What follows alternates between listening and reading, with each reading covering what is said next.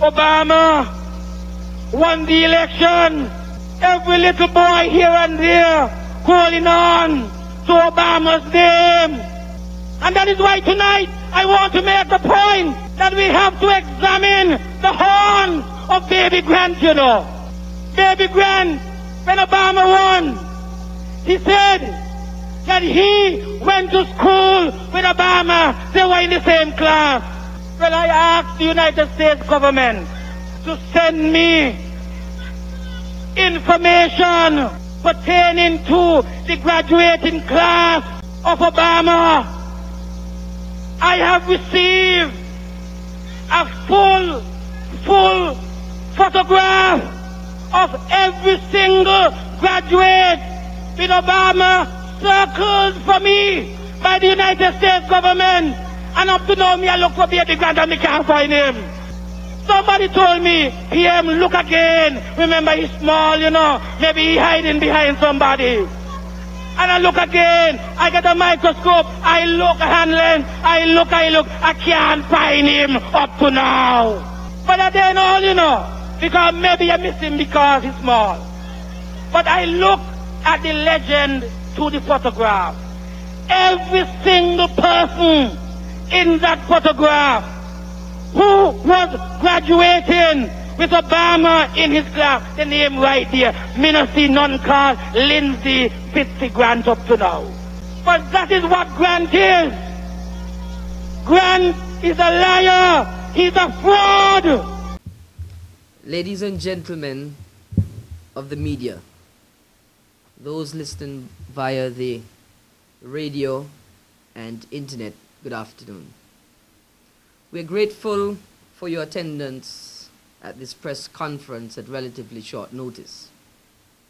We are pleased to report that 3 members of our leadership team have returned from a successful 2-island tour and series of meetings in the Virgin Islands. In both St. Croix and St. Thomas, we met with scores of nationals of St. Kitts and Nevis who have expressed a profound interest with what is happening in their homeland.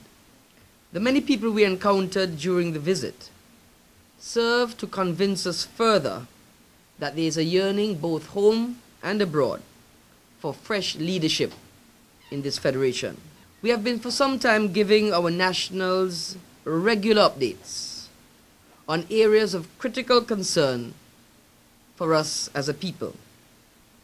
This will serve as one such update. 9 years ago, when I assumed the leadership of the People's Action Movement, one of my commitments to the party and the Federation was to usher in a new political culture, part of which was to ensure honesty and integrity within and outside of government, to change the way politicians operate from the lies and deception that persons had become so accustomed to. On Sunday night, the behavior of Denzil Douglas at one of his party's political meetings left much to be desired, and it is a type of politics we wish to get rid of. On Sunday evening, Dr. Douglas, he told his supporters that he had gotten information from the State Department that I had not been in class or at school with President Obama. In the first case, the State Department would not give out that type of information on a sitting president to a foreign government. Is Denzil Douglas saying that the United States government breached the national security protocols?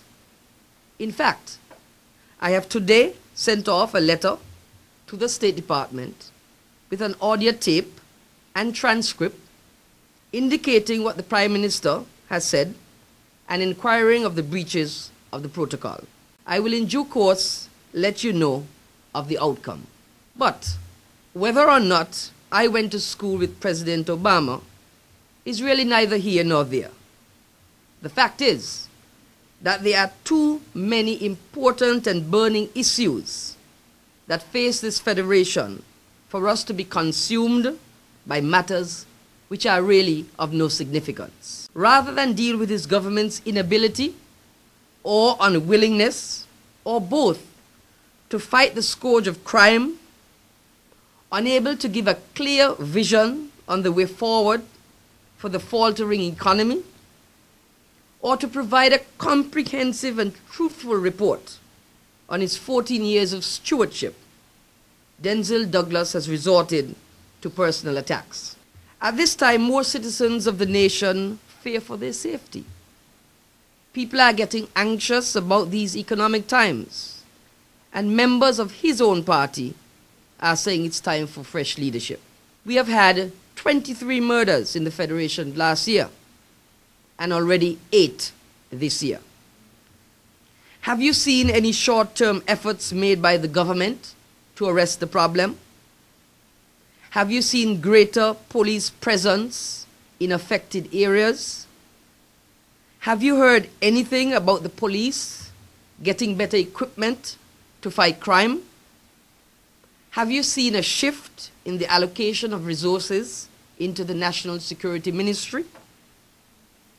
And as we add this, where is the long-awaited report of the Commission of Inquiry into the police force? Was the inquiry just designed to stifle the police?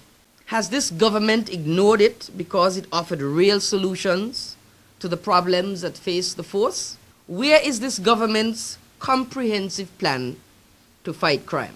The People's Action Movement, we have already outlined our long-term plans on various occasions previously.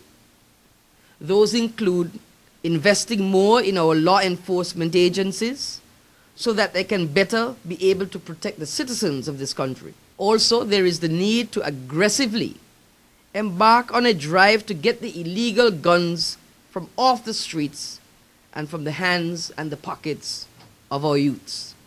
We also have to provide more positive opportunities for our youth, more training, more jobs.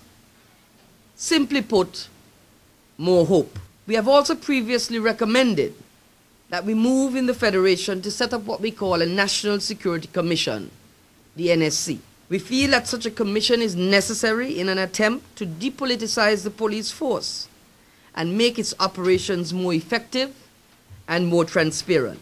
By that very means, there will be a mechanism where people will be able to begin to trust their law enforcement agencies. There are also urgent short-term measures that could be considered in this ongoing discussion as well.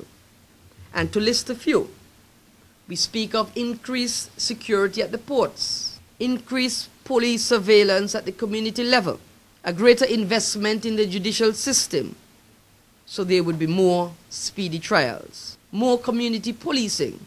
We have also outlined our National Youth Program, whereby the state will step in to fill the void where discipline has broken down. It engages all children, mine as well, between the ages 10 and 16, in compulsory institutions, whether it is the girls' guides, the boys' brigades, or whether it is an institution of music, one of sport, but something that is state-sponsored, state-organized. Another one of our big challenges facing us in this current global economic climate are matters, for example, of CLICO and CL Financial. What initiatives have this government taken to ensure that the monies of Kitishans and Nivision investors with these companies are safe? It is not significant who went to school with whom. What is important is how we deal with the current crisis situations facing us. For example, the global economic crisis, the loss of jobs, and our national debt, which are of immediate concern. Government has to be prudent in its financial management at this time. Government cannot afford to give citizens a false sense of hope. We cannot talk about 10% reduction in poverty, when in 2001, when the national survey was done, it included Nevis, but the last survey omits Nevis. It's like comparing apples and oranges. We really need to be honest to our citizens about the true state of our finances. We need to ensure that all government contracts, all, go to tender, and that the Federation gets the best value for their dollar. And that is why the People's Action Movement proposes openness, transparency in the tendering process, and that such information be made available to our citizens in a timely manner. Through the Freedom of Information Act, we intend to implement within 100 days of assuming office. The general public will be able to access information on all contracts between the government and other entities.